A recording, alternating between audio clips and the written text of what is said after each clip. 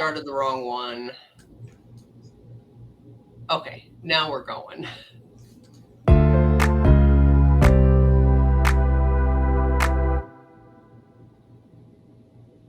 Hey, welcome everyone. I am Pastor Sue Coller at First Presbyterian Church in Lincoln, Nebraska, and welcome to After the Sermon, Conversations for a Critical Faith. This is when we take time to dig into last Sunday's sermon a little deeper than we have time in worship and ask some questions and have some conversations. So we are a church where any question is welcome. So if you're watching, we have down on the bottom an email address, criticalfaith@fpclincoln.org. If you have questions that come up during this podcast, feel free to email us, and that goes straight to me, and I will answer as best as I'm able to, or we'll just start a conversation. So that's our goal. We want to help each other grow, and I grow as much from your questions as I hope you do from these podcasts. So Nancy is our interviewer always, and I so look forward to these conversations. So Nancy, I'm going to turn it over to you. Oh, well, hello, Sue, and hello to all our guests who are watching and listening. It's always fun to dive into your sermon, a little bit with you. I find me really thinking about your sermon message, and throughout the week as we plan to kind of, connect on this. So, what I love about this message from last week is you talked about how God speaks to us. Yeah. And a lot of us have like monkey brain, so there's a lot of thoughts and feelings kind of going on all the time. How do you separate, right? When it's our ego stuff, right? And our worry and our anxiety and our desire to control things versus when's God and spirit trying to get our attention? And it is so hard to do that. I think we all have a difficult time separating our own voices and egos from how God and the Spirit may be speaking to us. I think a lot of the times we might tend to think things are more from God than from us. If it confirms what we already believe and what we already want to do and what already makes us feel good, I think it can be very easy to think, well, I've prayed about this. That's what I'm sensing. That's what I'm feeling. Those are the nudges that I'm getting. That must be God. Sometimes I think it is. But I think I think, at least for myself, and I could only speak for myself on this, if it seems to resonate a whole lot with what I already want to do, I want to take a pause and step back and ask that question. Is this really just my voice I'm hearing? Or is this a nudging from God? And so that's where I got to those questions in the sermon, which is, how do you tell the difference? And I know we'll go into the questions in a little bit more, but really, how do we tell the difference has to do with our understanding of who God is. Is God that being, entity, energy, however we want to define God? Is God one whose main goal is to make us comfortable, to give us what we want? Or is this energy that we call God in the world pushing us to make this a better world for all people? And I think as we look at Jesus' life, that's the direction I have to go. It's, Jesus wasn't about comfort. It was about we all exist for the sake of the larger world. We are called to serve for the sake of our neighbor and other people and the larger world. And so, how do we tell if it's our ego or God? If what we're sensing tends to just serve us, then I think we have our answer. But if what we are sensing pushes us beyond ourselves to connect with others and to help others, then I think that's a pretty good clue that might be that might be God. Mm.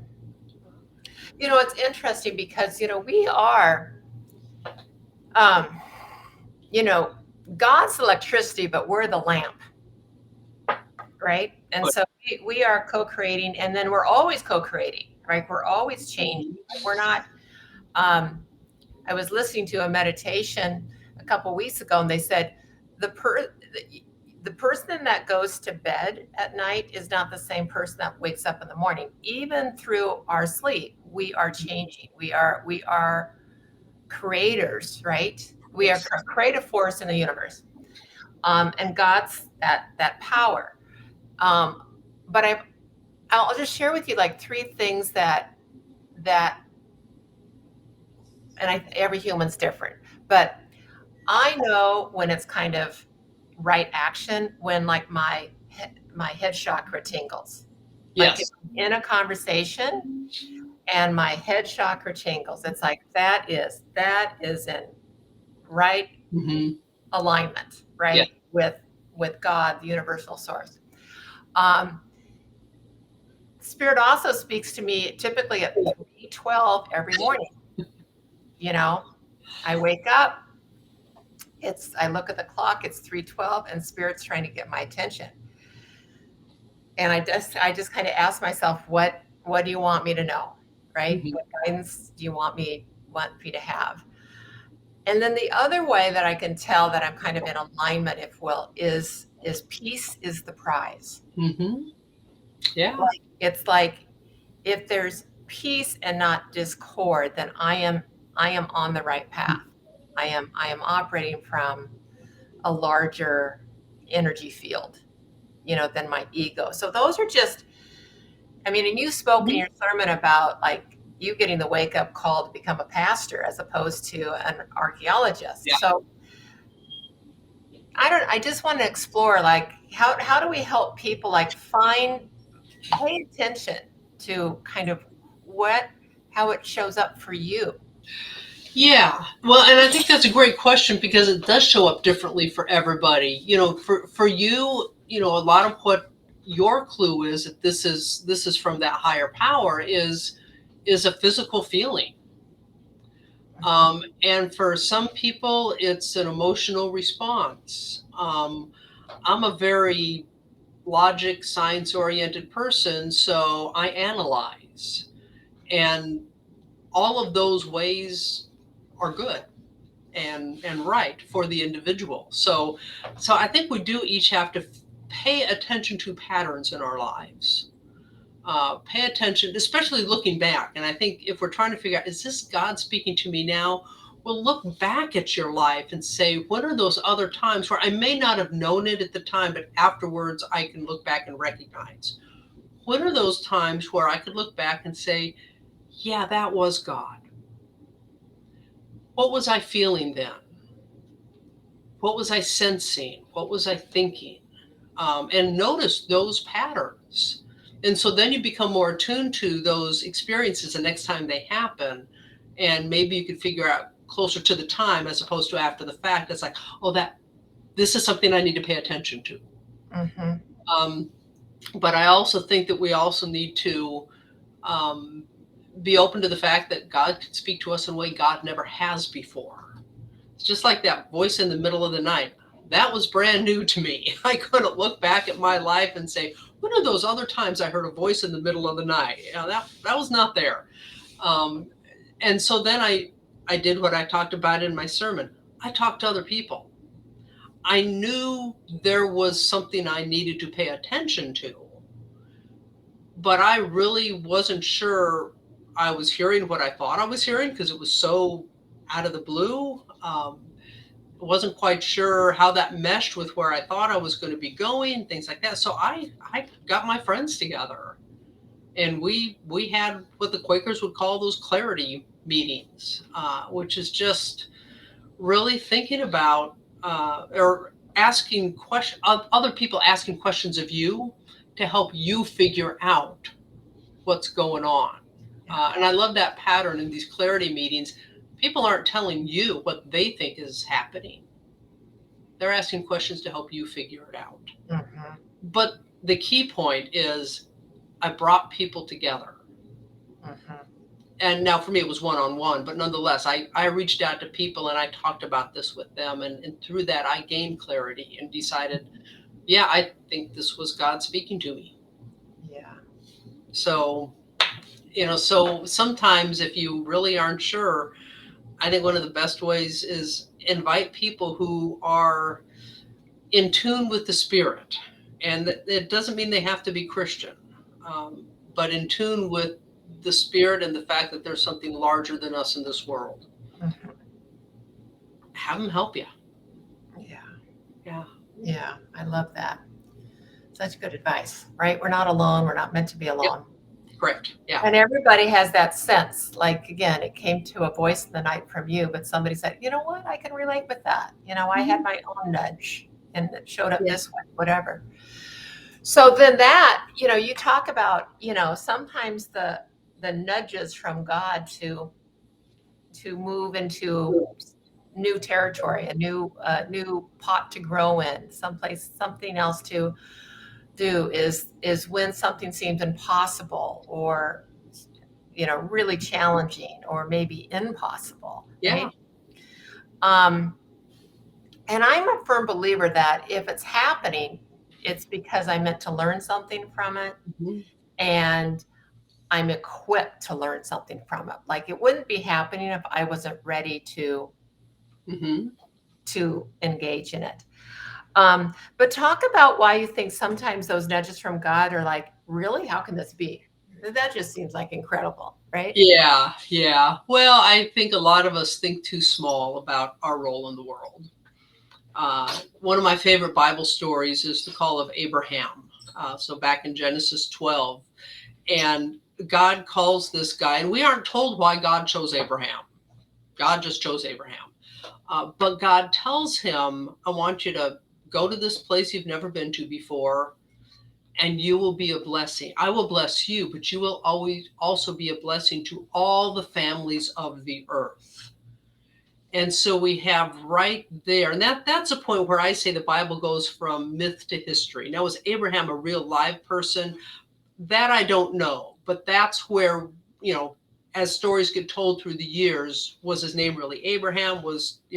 But somewhere along the line, there was a person, a family that recognized that they had a unique relationship and calling from God, and they needed to live into that. And that's kind of when that story starts. And it starts, though, not with God just saying, go do this and I will bless you. Go do this, and yes, you will be blessed, but the purpose is so you can be a blessing to others. And so it's something I always keep in mind. Most of the time, keep in mind. I'm sure I forget sometimes too. But when it comes to why do things seem impossible and outrageous, is that sometimes I think that we're insulated. We look inside and it's like, what's in it for me, and how is this going to help me, and will I feel better when I do this, and so we turn inward, but we're called to turn outward, and when we turn outward, things get a whole lot more complicated. There's a whole lot more moving parts and a whole lot more people around that we have to engage with and work with. And so what may be possible for me to do for myself may be impossible for me to do for the world. Do I want peace in my life? Absolutely. I can move to Belize. One of my colleagues years ago, she retired from ministry and she moved to Belize and opened up a dive shop. I can do that. I can get away from the politics in this country, the politics that go on in churches. I can live a simple life. I can go out to the beach every day. I can be at peace. If I'm going to find peace where I'm at now, I have to learn to live with people that I may not agree with or like. I have to learn to ask myself, what's my role in helping make this world a better place when the politics are just so messed up? And it gets a whole lot more complicated and a lot more impossible. And so I kind of forgot what the original question was, except I think that the reason that God's call often seems hard or impossible or uncomfortable is because it takes us beyond ourselves. And things do get a lot more complicated that way. And it's a whole lot easier to say, I'm just going to retire and pack up and go to Belize. Mhm. Mhm. Well, and that's interesting because I'm kind of at that supposed retirement age, and I can't imagine anything more boring. Um, and my friends who are retiring, I always listen to their story. I'm like, okay, what's your vision of that? And I'm like, I try it on. I'm like, yeah, that doesn't work for me because I do like the challenges. I mean, I like Yeah. okay, right? Because I think those challenges, first of all, I always have to learn something new, if not a lot of things. I'm always going to meet new people. Isn't that incredible? And I'm going to personally evolve. Yeah. In the process. I'm not going to be the same human at the end of whatever that journey is than I was, to begin with. Um, and so and if we don't, I think this goes back to the ego thing too. So I think sometimes our ego wants to take on the challenges too. Let's I see if we think so. can do this, right? Um, I think what you're suggesting though is what gets in the way sometimes is it ego from a selfish perspective Yes. versus ego like, okay, let's try to figure this out. Yeah, because even you can do good things for the world from a very selfish perspective, from a very selfish position. And it's not to say that people aren't blessed when you do that, because I can think of people who give a lot. Well, I'll be honest, I can think of people who give a lot to the church for the attention it gives them. That money still makes a positive impact for other people, but it's being given out of a sense of selfish ego. So there could still be good that comes from that, um, but imagine how the spirit is different when we are giving out of a sense of call. This is something we are called and invited to be a part of, versus I'm doing this so I could get power and praise for doing this amazing thing. Uh, Imagine how much more blessed we become when we give out of the more Yeah. positive spirit. So yeah, we can, and I agree that I think that I look for a challenge. I've always been honest when I've looked for a new church to serve, which is that if the church is just looking to just kind of meet the needs of its own members, if it's looking to just if it's happy where it's at and doesn't really want to grow or be anything more, I'm not the pastor for you. I am not a maintenance pastor. I'm someone who's constantly saying, where is God calling us next? And it may be hard, but we're called to have faith. We're called to trust, but we're also called then to grow through that process. I love what you talk about. You grow, you learn something, you meet new people. And even for an introvert, I should say a shy introvert like myself, I look forward to that. Whole conversation about how people misunderstand the word introvert would be maybe for another podcast. Um, but yeah, I think that it's exciting, the challenges that are out there.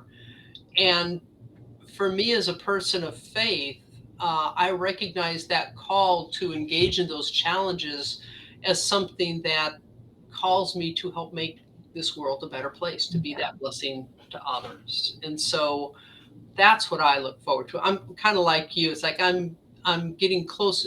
The retirement date is in sight now, and a lot of that is not that I don't want to work in the church. It's that I want to spend time with my family. But that doesn't mean I'm just going to be sitting on a couch. It's like I'm going to be engaged. I'm going to be growing. I'm going to be taking on new challenges. because just kind of retirement itself sounds boring. So how is God calling me in whatever that season of my life is to be a blessing to others and to take on new challenges? And so again, that's where I think you have to be careful to ask yourself, am I doing this for selfish reasons, or is God calling me in a new direction? Mhm. And talk to people about that. And Well, and I think what's fun is, our little group, we're going to be doing some outreach to the First Presbyterian Church's partners. Yeah. And we're asking the question, like, who do you serve and what are the needs now? Mhm. And, we don't know unless we ask them. And I'm really looking forward to hearing from all the different, um, partnerships that we have through the church to say, what are their needs now? And then how can we be of service to them? I mean, somebody might say we need to paint a building or get, I don't know what it is, do a podcast. I don't know what it's going to be, but it'll be fun to understand what the needs are of people, because then we can be in service to the needs of people. Exactly. And by asking it up us on our own. Well, this is what we want to do. It's like, well, let's go see what people really need. Yeah. And the nice thing about asking the question is, well, number of things. Number one, it respects our partners and says, you know what you need better than we know what you need. But also through asking those questions, we're going to, I think, gain some clarity as a church about where God is calling us to focus our energies. Because for those who are listening, we have about 7 or 8 different partnerships with organizations in our community through our church. And we're contacting them right now and asking these questions, what's working, what isn't, what do you need? Things like that. And we've specifically told them, we're asking them, how can the church help you? And don't be afraid to ask for something big. I think it's safe to say we're not going to be able to do everything everybody asks for. We don't have that many resources, but through listening to them all, we're probably going to be sensing a nudge from God. It's like, okay, this direction is where we're called to go now and to make a difference. I believe that too. I also think we'll find some commonalities. I think among the partners there's going to be some common needs. It's like, okay, most people have this need. So what can the church do to kind of, come together and support that? So because typically when you have 7 people that come from different aspects of life, there's typically 2 common needs among those 7. Okay. It's interesting. I mean, as you know, I do a lot of research around employee and customer experience. So I interviewed a lot of people. I've done a lot of different research, and it's 7 people. There's common ground in 7 people. Not always 2, but by the time you get a cohort of 7, there is some shared something. Well, it will be interesting to see what comes out of this. I'm excited as you are to hear. Yeah. And we'll share that on the podcast. Thank you, Sue, for nudging us to pay attention to how God speaks to us. How it shows up. Is it a feeling? Is it a voice in your head? Is it is it random people showing up to you saying exactly what you needed to hear, right? Yeah. It just pulls your heartstrings. I think that's what it is. It needs to pull your heartstring, not your monkey brain. Although for some people, it is through the monkey brain that God speaks to us. Okay. But yeah, and those random people, I know we need to wind this up, but I'll tell one quick story. This was before I was in seminary. I was in college. I was doing a 250-mile walkathon from Santa Barbara down to Tijuana, or actually San Ysidro, right there on the U.S.-Mexican border. And we ended up staying at the Border Patrol station down there. But 10 days, 250 miles, and we stayed in churches and places like that along the way. And one of the places we stayed was Our Lady of Guadalupe Church in Hermosa Beach, California. I still remember this. And there was this woman, she was greeting people, and as we got there, and when she greeted me, it was really odd. She took both my hand in both of hers, and she looked at me and she said, "You are going to do something amazing." Mm. Her name was Esperanza, which means hope. And there was just something about the way she said that I have clung to that ever since. And when things have been difficult, that's what I have gone back to. And you cannot tell me that was not God. Yeah.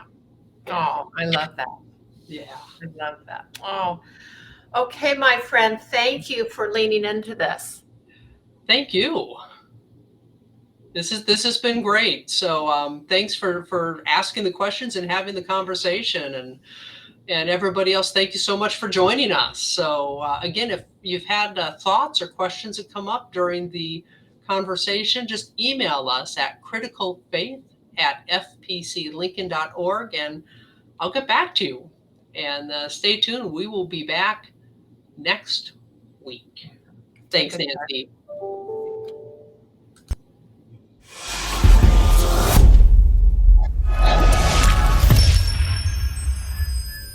Thanks for joining us at First Presbyterian Church, where faith is nurtured, curiosity encouraged, diversity welcomed, and all are loved. Find out more about us at fpclincoln.org.